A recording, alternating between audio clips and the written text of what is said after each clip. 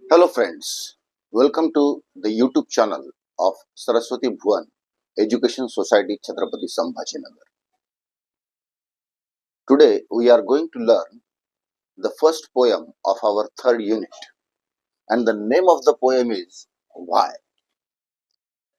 Let's begin the poem with chit chat section.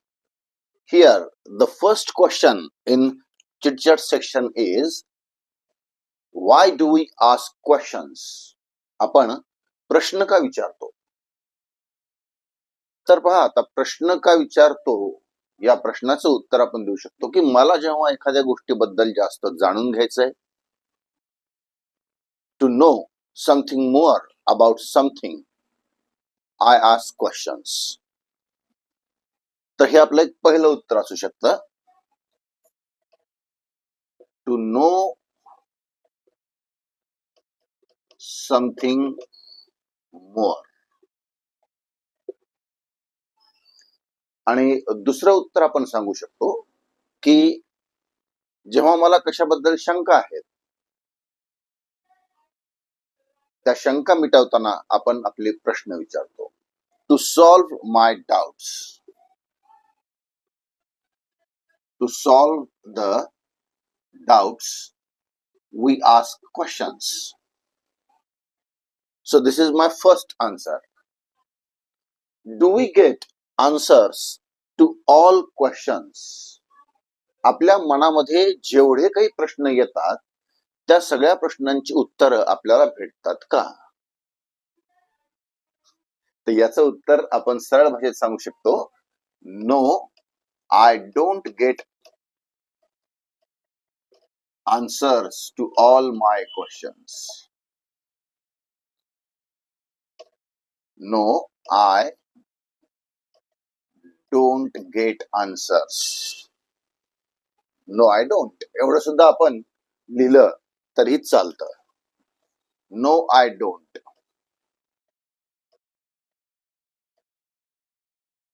कारण प्रत्येक प्रश्नाचं उत्तर आपल्याला मिळेलच याची आपल्याला खात्री नाही, आणि अनेक प्रश्नांची उत्तर बऱ्याचदा आपल्याला मिळतही नाही. So simple answer is no, I don't. How are questions useful in our life? आपल्या जीवनामध्ये प्रश्न महत्वाचे आहेत का किंवा उपयोगी आहेत का? तर प्रश्नांचं काय उपयोग आहे? प्रश्न जर का आपल्याला विचारले तर काय होतं? प्रश्न विचारलेच नाही तर काय होईल? How are questions useful in our life? Questions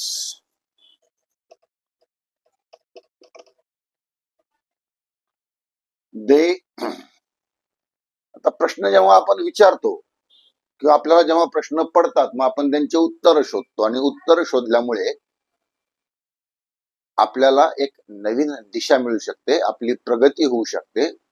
they are useful in our progress.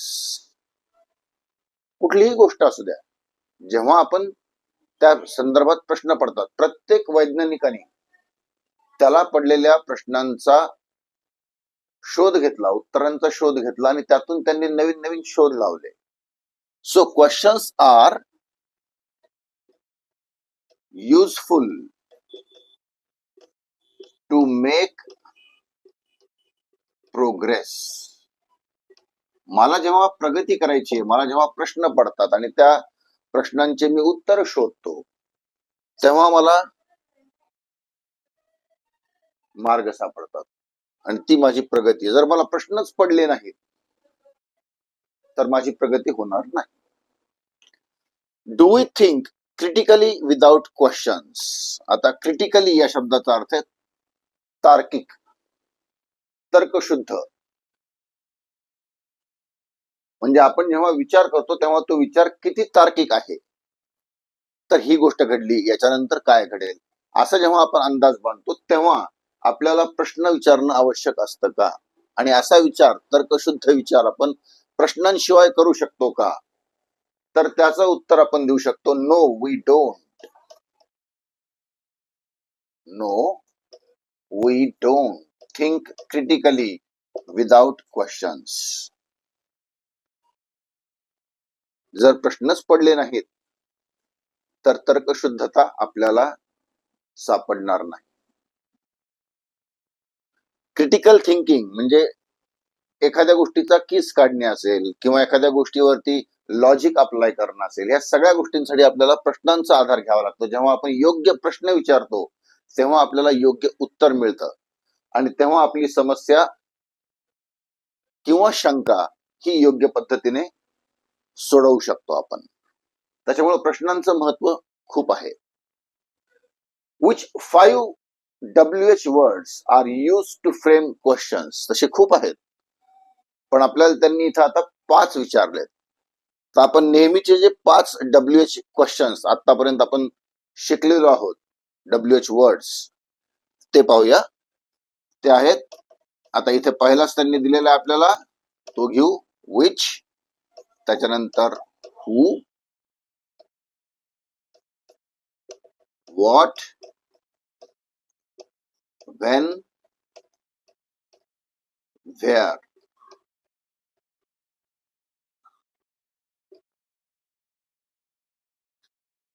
मग हाऊ आहे, हुज आहे,